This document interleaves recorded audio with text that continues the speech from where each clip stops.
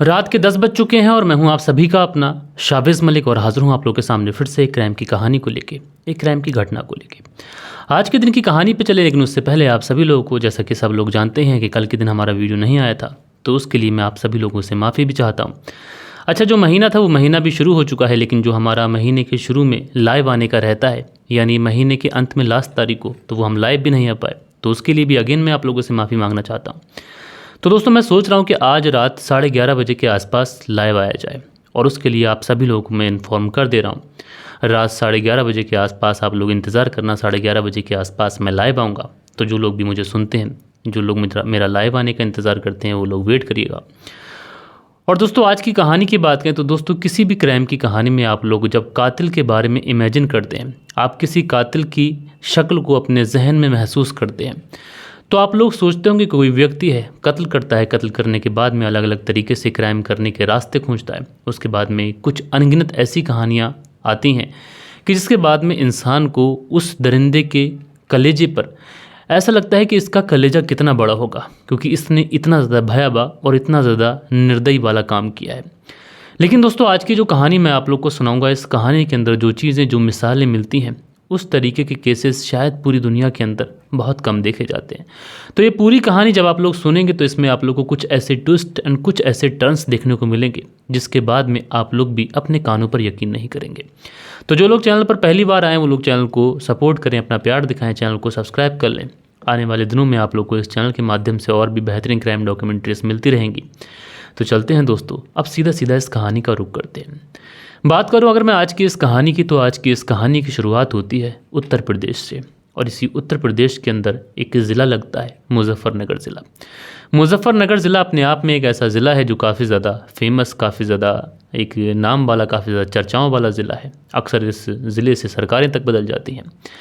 और इसी मुजफ्फरनगर के अंदर एक थाना पड़ता है, पुरकाजी थाना, और इसी पुरकाजी थाने के अंतर्गत एक गांव आता है, मांडला गांव।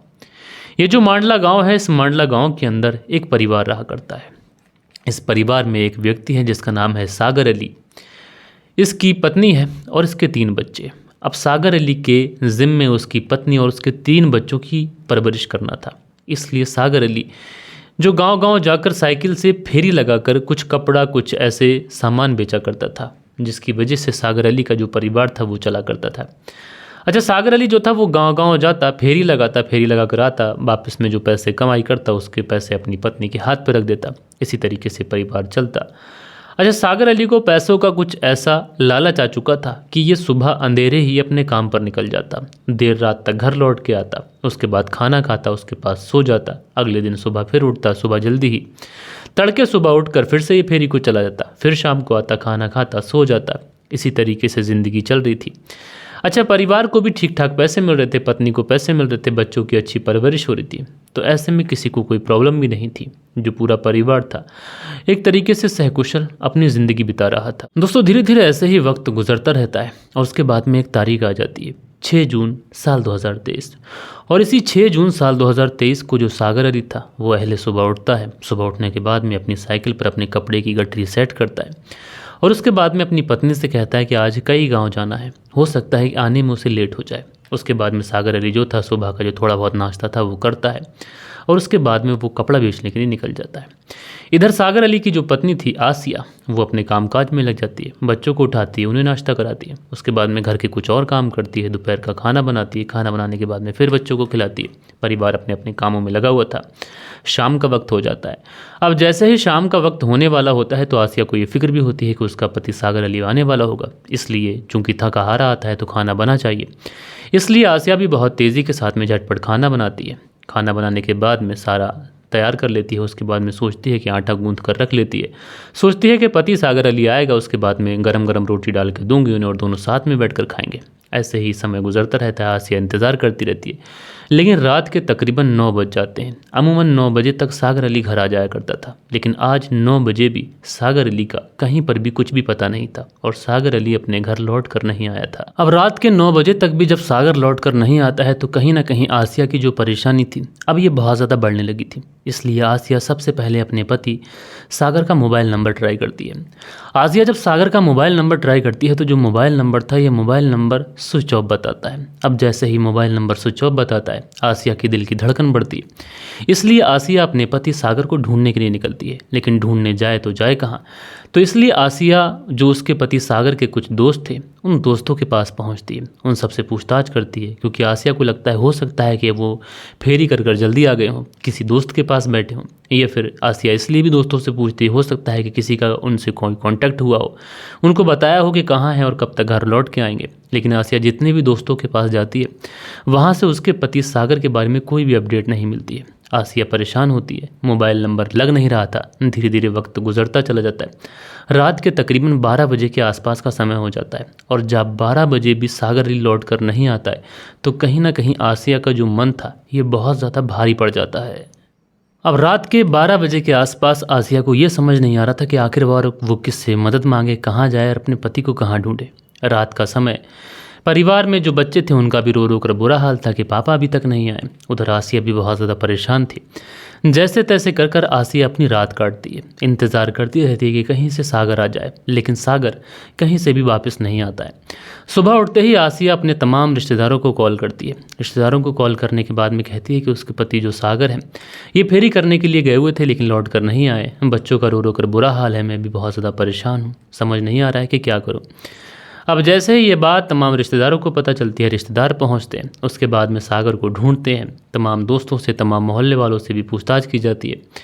आसिया से भी पूछा जाता है कि सागर कहाँ कहाँ फेरी करने के लिए जाया करता था। सारी जगहों पर जहाँ पर वो फेरी करने के लिए जाया करता था सब जगहों पर जाकर घर वाले, रिश्तेदार सब ढूंढते हैं, लेकिन सागर के बारे में कहीं से कोई भी इन्फॉर्मेशन नहीं मिलती है। ना सागर कहीं से खुद वापस आया था और जितने भी गाँव, तमाम रिलेटिव, तमाम दोस्तों और जितने भी मिलने वाले थे उन सबसे पूछताछ भी की जाती है, लेकिन सागर के बारे में कहीं से भी कोई भी अपडेट नहीं मिलती है। अब दोस्तों रिश्तेदारों ने भी हर उस जगह पर ढूंढ लिया था, लेकिन उसके बावजूद भी जब सागर का कहीं से भी कोई पता नहीं चलता है, क्योंकि 6 जून साल 2023 का ये पूरा मामला था, तो 6 जून साल 2023 को पत्नी आसिया ने हर जगह ढूंढा था। 7 तारीख को भी ढूंढा जाता है, 8 तारीख को भी ढूंढा जाता है, लेकिन सागर के बारे में कहीं से कोई भी इन्फॉर्मेशन नहीं मिलती है। और दोस्तों जब कहीं से सागर के बारे में कोई इन्फॉर्मेशन नहीं मिलती है, तकरीबन 3 से 4 दिन का समय गुजर जाता है, तो उसके बाद में घर वाले, रिश्तेदार दौड़े दौड़े भागे जो पुरकाजी थाना होता है उस पुरकाजी थाने में पहुंचते हैं और वहां पर सागर अली की गुमशुदगी की रिपोर्ट लिखाते हैं।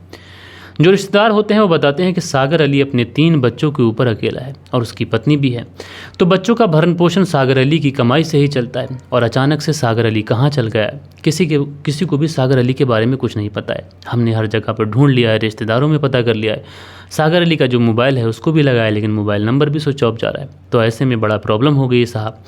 सागर अली 3 दिन से घर लौट कर नहीं आया, तो पैसे भी नहीं है, तो बच्चों को खाने पीने के भी लाले पड़ रहे हैं। साहब आप कुछ भी कर सागर अली को ढूंढ दीजिए। अब पुलिस वाले जब दोस्तों को और रिश्तेदारों की ये बात सुनते हैं तो पुलिस वालों को भी लगता है कि बड़ा मजलूम लोग हैं, इस मामले को बहुत ज़्यादा गंभीरता से लेते हैं और उसके बाद में इस पूरे मामले में छानबीन शुरू करते हैं।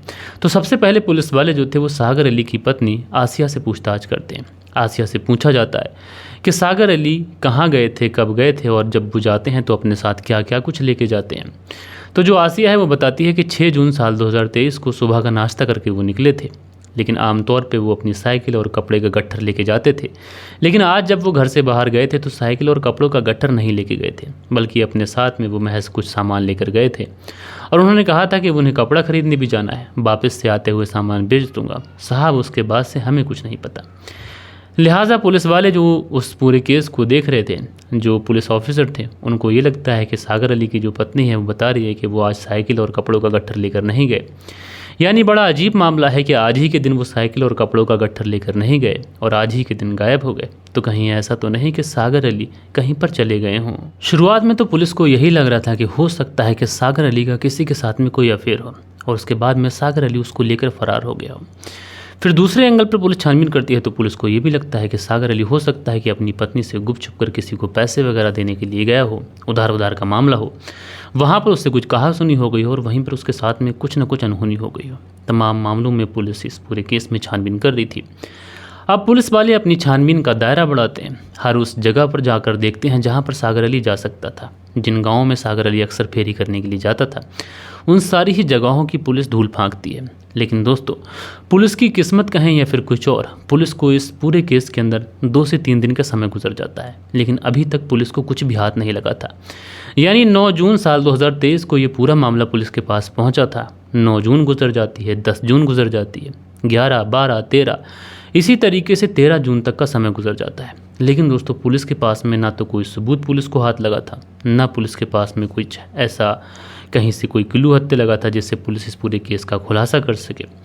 लेकिन दोस्तों 14 तारीख को कुछ ऐसा होता है जिसने इस पूरे केस को पूरी तरीके से पलट दिया था। क्योंकि दोस्तों 14 जून साल 2023 को जब जो आस पड़ोस के लोग थे, क्योंकि इस घर पर जो सागर अली था, इसके घर पर बहुत सारे रिलेटिव जो थे वो डेरा जमा के बैठे हुए थे, बहुत सारे लोग थे, क्योंकि सब लोग सागर अली को अपने अपने तरीके से ढूंढ रहे थे। पुलिस अपनी इन्वेस्टिगेशन साथ में कर रही थी, लेकिन जो गांव के लोग थे, सागर अली के जो रिश्तेदार थे, वो भी अपने तरीके से सागर अली को ढूंढ रहे थे। क्योंकि ये मामला अपने आप में कुछ ऐसा अजीब मामला था कि सागर अली कपड़ों की फेरी लगाता था और अचानक से गायब हो गया था, और इस तरीके का मामला पहले कभी नहीं देखा गया था।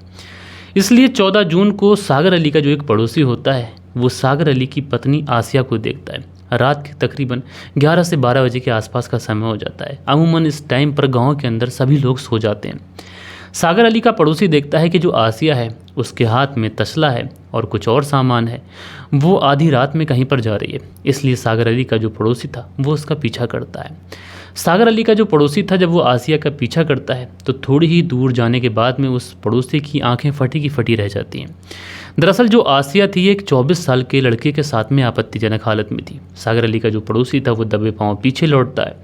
उसके बाद में सागर अली के जितने भी रिश्तेदार थे उन सबको बताता है। उसके बाद में उस जगह पर लेकर पहुंचता है जहां पर वो आसिया जो थी वो अपने प्रेमी 24 साल के प्रेमी के साथ में आपत्तिजनक हालत में थी।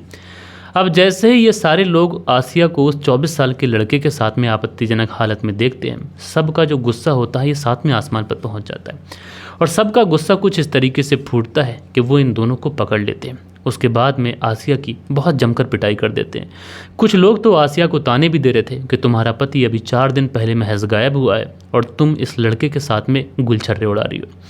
सागर अली की जो पत्नी आसिया होती है, जब उसकी इतनी बेरहमी के साथ में पिटाई होती है तो ये जो बात थी अब पुलिस तक पहुंच जाती है। अब पुलिस को जब ये पता चलता है कि सागर अली की पत्नी आसिया को बहुत ज़्यादा मारा गया है, लिहाजा जो पुलिस की टीम थी वो दौड़ी दौड़ी भागी भागी वहाँ पर पहुँचती है और उसके बाद में लोगों से पूछती है कि तुमने आसिया की क्यों इतनी पिटाई की है। अब जब पुलिस वाले उन लोगों से ये पूछते हैं कि तुमने आसिया की क्यों पिटाई की है, तो उसके बाद में वो जितने भी लोग होते हैं वो बताते हैं कि साहब 4 दिन पहले इसका पति गुम हुआ है और आज ये किसी ऐसे शख्स के साथ में गुलछर्रे उड़ा रही है जिसका इसके साथ में पति पत्नी वाला रिश्ता नहीं है।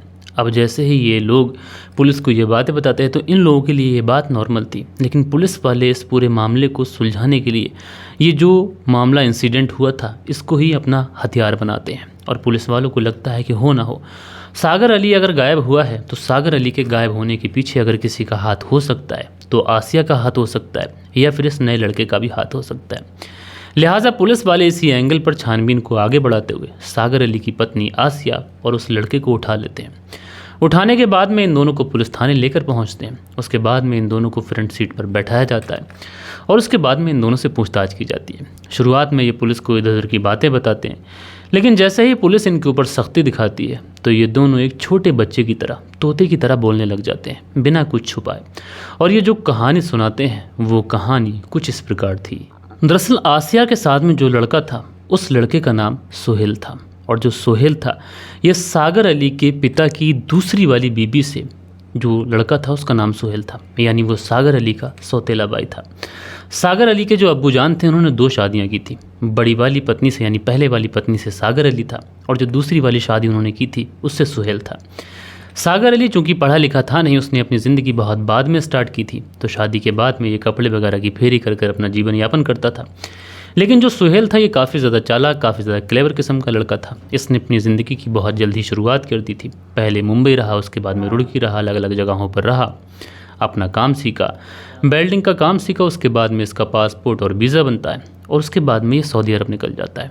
सऊदी अरब पहुंचता है, वहाँ पर इसकी अच्छी कंपनी में नौकरी लग जाती है। अच्छी कंपनी में नौकरी लग जाती है, वहाँ पर 5-6 साल रहता है, अच्छा पैसा कमाता है। फिर उसके बाद में सागर अली को रियलाइज़ होता है कि क्यों ना अपने वतन चला जाए।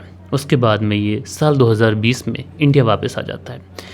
इंडिया वापस आता है उसके बाद में, क्योंकि सुहेल जो था वो रुड़की में उसकी माँ रहा करती थी, और जो पहले वाली पत्नी थी सागर अली के पिता की वो यहीं मांडवा गांव में रहा करती थी। इसलिए सागर जब मांडवा गांव में रहता है तो सुहेल रुड़की में रहता है। लेकिन जब सुहेल रुड़की आता है तो सुहेल को ये रियलाइज़ होता है कि क्यों ना अपनी पहले वाली अपने जो पिता हैं उनकी जो पहले वाली पत्नी है उनसे भी मिला जाए, अपने सौतेले भाइयों से भी मिला जाए। इसलिए ये पहुंच जाता है मुजफ्फरनगर के पुरकाजी थाने के अंतर्गत जो मांडला गांव आता है उसी गांव में। एंड वहाँ पर पहुँचने के बाद में ये अपने सौतेले भाई सागर अली से भी मुलाकात करता है। सागर अली से मुलाकात करता है, सागर अली भी इसकी बहुत अच्छे से खातिर तवाजो करता है। उसके बाद में सागर अली जो था वो इस सुहेल से कहता है कि आज रात यहीं रुको, दरअसल मुझे अपनी जो फेरी है उसके लिए जाने में देर हो रही है, तो मैं चलता हूँ, तुम बैठो और अपनी भाभी आसिया से बात करो। अच्छा, जो सुहेल था वो कहता है कि वैसे भी मेरे पास में बहुत ज़्यादा समय है और मुझे कोई ऐतराज़ भी नहीं है, तुम चले जाओ, रुकेंगे। सागर अली कह के जाता है कि देखो तुम्हें जाने की ज़रूरत नहीं है, शाम की दावत है तुम्हारी और दोनों बैठकर भाई साथ में खाना खाएंगे। अब सागर अली के कहने पर जो सुहेल था वो सागर अली के घर पे ही रुक जाता है, शाम तक भाई का इंतज़ार करता है। भाई सागर अली अपनी फेरी से आता है। जब तक आसिया ने अच्छा खाना बना लिया था, शाम को बैठकर सुहेल, आसिया और सागर अली ये सारे लोग बैठकर खाना खाते हैं। अगले दिन सुबह को फिर से सागर अली अपनी फेरी पे चला जाता है। अब सुहेल सागर अली के घर पे ही रुका हुआ था। अब सुहेल भी जवान था और सागर अली की जो पत्नी आसिया थी वो भी जवान थी, इसलिए धीरे धीरे सुहेल और आसिया में बातचीत होती है। अब जो आसिया थी चूँकि पूरे दिन अकेली रहा करती थी तो इसे भी कहीं ना कहीं पति की कमी महसूस होती थी, तो इसलिए जो आसिया थी ये सागर अली के भाई सुहेल के नज़दीक हो जाती है और इन दोनों में नज़दीकियाँ कुछ इस कदर बढ़ती हैं कि इन दोनों के बीच में जो सागर अली था उसके ही घर के अंदर शारीरिक संबंध बन जाते हैं। अब दोस्तों एक बार जब शारीरिक संबंध बनते हैं तो उसी दिन के अंदर ही ये लगभग कई बार एक दूसरे के साथ में शारीरिक संबंध बनाते हैं। अब दोस्तों एक दिन गुजर जाता है, 2 दिन गुजर जाता है, 3 दिन गुजर जाता है। सुहेल भी सागर अली के घर पर रुकने का बहाना ढूंढ रहा था। अब सागर अली अब ये कह नहीं सकता कि तुम चले जाओ, ना सागर अली को इस बारे में कुछ पता था, इसलिए जो सुहेल था अब आखिरकार उसको वापस लौटना पड़ता है, क्योंकि आखिरकार वो उस घर पर कितने दिन तक रुक सकता था। सुहेल जो था वो रुड़की लौट आता है, लेकिन सुहेल को कहीं ना कहीं जो आसिया थी उसको मिलने की भी उसको रहती थी। दूसरी तरफ जो आसिया थी उसको भी सुहेल से मिलने की बहुत ज़्यादा तड़प थी। लिहाजा जो सुहेल था वापस से कई बार बीच में आता और उसके बाद में आसिया से मुलाकात करता, वापस चला जाता। लेकिन जो आसिया थी उसके ऊपर अब सुहेल का जुनून सवार हो चुका था, इसलिए जो आसिया थी ये सुहेल से कहती है कि देखो सुहेल, ऐसा कब तक चलेगा, बेहतर यही होगा कि तुम यहीं पर शिफ्ट हो जाओ, यहीं पर कोई घर बना लो ताकि हम लोग जब चाहें जब एक दूसरे से मिल सकें। उसके बाद में सुहेल ऐसा ही करता है। इसी गाँव के अंदर जो मांडला गाँव है, इसी गाँव के अंदर 100 गज का एक प्लाट खरीदता है। प्लाट खरीदने के बाद में उसी प्लाट को बनवाने लगता है। उसी प्लाट को बनवाने में उसी की देख रेख के लिए ये सागर अली के घर पे ही रुक जाता है। अब सुहेल को पूरा मौका मिल चुका था कि वो सागर अली की पत्नी के साथ में जब चाहे उसके साथ में इंटीमेट हो सकता था।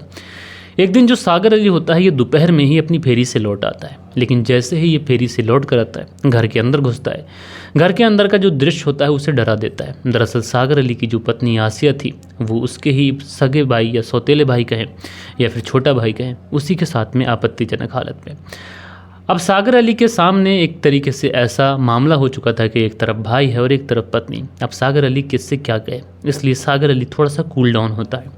कूल डाउन होने के बाद में वो सुहेल से कहता है कि तुम यहाँ से चले जाओ और आज के बाद उसके घर कभी लौट कर मत आना। दूसरी तरफ अपनी पत्नी आसिया से भी कहता है कि जो भी कुछ हुआ उसे भूल जाओ और आज के बाद सुहेल से कांटेक्ट करने की कोशिश मत करना। उसके बाद में सब कुछ ठीक हो जाता है। आसिया जो थी वो नॉर्मल ज़िंदगी जीने लगती है और उधर जो सुहेल था ये अपने घर वापस चला जाता है। हालांकि उसका घर यहाँ पर अभी भी बन रहा था। दूसरी तरफ जो सागर अली था ये अपनी फेरी में बिजी हो जाता है, लेकिन कहीं ना कहीं ये बातें ना आसिया को गवारा थी ना सुहेल को ये बातें मंजूर थीं। इसीलिए सुहेल और आसिया मिलकर एक प्लानिंग करते हैं और इसी प्लानिंग के तहत 6 जून साल 2023 को जब सागर अली फेरी कर वापस आता है और शाम का खाना खाता है तो उस खाने के अंदर आसिया ने नशीली कुछ दवाई मिला दी थी। अब जैसे ही सागर अली ने उस खाने को खाया था सागर अली को गहरी नींद आ जाती है। सागर अली को जब गहरी नींद आती है तो उसी समय इस घर के अंदर एंट्री होती है सुहेल की।